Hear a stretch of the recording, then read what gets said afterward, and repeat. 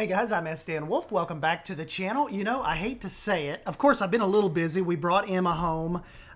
Just brought our little girl home from the hospital. So she's like 3 days old now.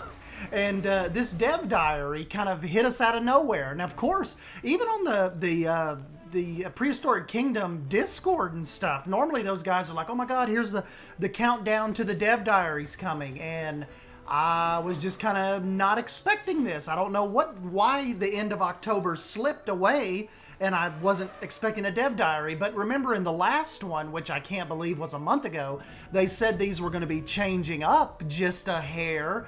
And I just thought that they would skip October. I thought this would be just a real quick little feature and that's all we would get. But no, we have got some info. So let's go ahead and we'll go down through here. And I'll read to you what they have, essentially what they said to us about an hour ago. It says, in this month's Dev Diary, we'll be showcasing a modular surprise, the Scrubland environment, and providing details on our support roadmap for beta. Modular building, modules, and prefabs, a part of the Dev Diary. Modules are coming to beta. These items offer functional support for custom kiosks, animal nurseries, and more using the modular system. If you're feeling hungry, make sure you visit Tiny's Fast Food or the Sweet Tooth Dessert Shop, 2 of the 4 available styles for the nutrition kiosk. The number of modules and their application in the park will be improved over time as new types are added through updates. So yes, guys, we're getting these little cool prefab little snack, and looks like I could grab me a little burger, maybe some fries, maybe a Coke. It kind of looks like a little chicken sandwich over there. And of course you'll be able to stop by the little ice cream kiosk, and you wouldn't like the little, like look at the little kind of like the little ice cream and food holder, like almost looks like it has a little marble countertop and just a little dispensers back there, a couple little cups scattered around. That just looks so stinking clean and inviting of a design. Really like Tiny's and Sweet Tooth's. It says beta will also be introducing custom modular prefabs, letting players, remember this is a question we've had kind of over the months if the workshop is going to be a thing. And it may. Beta will also be introducing custom modular prefabs, letting players save their creations for repeated use around the park or in other saves. So if you guys are versed in the Planet Zoo games, Planet Coaster, any of the Planet series, simulation games, think of these as blueprints. If you got a really good design, like you know, I am a blueprint hoe when it comes to Planet Zoo, so I use the crap out of old blueprints. We'll be able to do that here. Though it is not yet linked to the Steam Workshop, prefabs can be shared locally by finding them on your computer and uploading them online. We can't wait to see what you make. So, of course, guys, they will have we'll have a little folder that you'll be able to navigate to within Prehistoric Kingdom and grab out those blueprint files, those custom modular prefab files. Scrubland level and foliage. In beta, players will be working on new Scrubland map, a subtropical haven. Equipped with the same building space as Alpha, this new location offers beautiful vistas and enhanced distant terrain, which we know Prehistoric Kingdom has been killing it in, just with those far-off mountains and those peaks and the plateaus, just absolutely killer. Please note that the tropical foliage in this screenshot is being used as a placeholder, but fear not.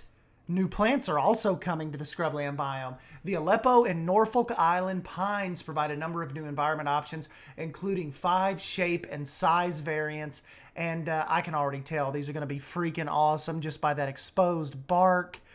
Probably even totally usable to sink into the ground like you've seen me do with some of these past builds. Norfolk Island pine, really gorgeous set, and it's really cool. They've taken us from the fully mature down to the smaller little pines, so that is definitely helpful when you're trying to do that, you know, foliage, terrain undulation, you know, kind of making the smaller ones kind of creep out of the rocks like they're breaking out of the rock work, little saplings, you know, if you will. Really cool. New variants also available for the foxtail palm, a true staple of the Scrubland look, and those guys look as well too. I love the chubby little fat one, like second from the right. I definitely see using that one. That'll be pretty cool. But yeah, foxtail palm variants coming. Beta information and roadmap. Now this is where it gets kind of interesting. We've got a funding update, just really, really cool stuff. So beta information and roadmap. Unlike alpha, our roadmap for beta includes content updates up until early access launch. So remember with the alpha, once they gave it to us, they basically only did like a couple little improvements. There were only like, I believe, a couple updates to alpha. And then after that second or third update, they said everything else, alpha's not going to be touched anymore. This is the state of it. Everything else is going to be on beta. So that is pretty interesting to hear that. So basically from, what are we thinking, from December 6th, if the beta information holds true and their timeline works. So from December all the way until April, when early access should be ready. I believe if that still holds true, we should be getting updates through that whole swath of time. So that will be pretty cool. Our goal is to add new features while getting direct feedback and thoughts from the community. Of course, this support will continue post-EA launch too. In terms of what you can expect to see day one, not much has changed from our public beta announcement. There's some larger mechanics that have since been pushed to updates, but most of those hadn't been announced yet anyway. If you're expecting to play a more robust version of Alpha with new features like excavations, science points, modular recoloring, and enhanced economy and improved power management, we think you'll have a good time with the initial release. With that said, here's a quick glimpse at a handful of new things coming during beta's updates. Management, guest welfare, and heat maps will make their way to beta. Exhibit cleaning, new module mechanics, visibility, and navigation. As far as your animals go, we'll have animal welfare. We'll add 4 more species, 18 total during the beta to play with, and develop new social behaviors like herding and fleeing. That is going to be freaking intense. I cannot wait to see that in action. And then, of course, what your old boy Stan Wolf is around here for, the creativity part. New scenery and modular pieces are going to be added, new biomes and foliage, new map, temperate map coming with the beta. At the launch of early access, all 22 animals will be available alongside other additions like Nigel Marvin and 3 maps, Scrubland, temperate, and tropical. Though beta will see a lot of improvements, we're making sure to save some stuff for launch day. And this is what I was talking about just a second ago, the state of development. So let's talk about the game's budget and where we've been. We've been rather quiet on our social accounts, which isn't quite like what you're used to. To start, production's definitely slowed over the last few months as we started to feel the squeeze of the funding available to us. This wasn't an unexpected issue given how long we've been going for, but it's certainly been a reminder to not shoot for perfection. There were a few unannounced features we wanted from beta's launch, but they soon became unrealistic given the circumstances and our team size. They'll come back as updates during beta.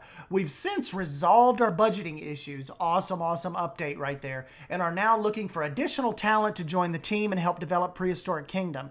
If you're interested in working with us, be sure to keep an eye out on our social pages in the next few days. As a whole, we're expecting production speed to pick up significantly over the next year now that we can work more comfortably and afford to pay more people for more people's time. We very much want to get the game out so that people can play it and give us the necessary feedback to improve it. After all, it is still an early access title and we should be treating it as such. And then in the community spotlight, they did the awesome little haunted manor that Miss T-Rex did. Really, really cool to see that on here, and just gives you just kind of like an idea of the pop they're going to be able to, like the little, just all the kind of crazy ideas that are going to happen when more and more people get their idea, when they get their hands on this game. And then they featured one of my 2 that I popped over on the Discord forum, so really appreciate the devs on that. And it says, thank you for reading October's Dev Diary. Until next time, the PK team. So anyways, guys, I think this is cool. I think even like Simply Savannah was saying, we got a little unexpected update here on Halloween. So very, very fun. And like always, just stick with me here. I'm trying to keep the hype train going for PK. Like they even said, we know the news has slowed down a little bit, but with new funding and what we're going to see in the coming days, like trying to find 3D environment artists and you know, probably community managers, you know, who knows what all they're going to be bringing on board the Blue Meridian team. But I am very excited for it, and I will try to keep you guys, just like I did with the screenshot that they shared.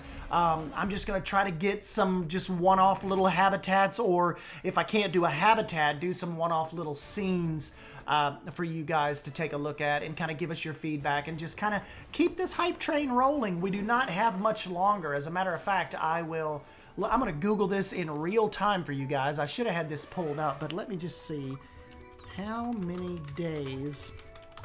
I think it's, let me see, how many days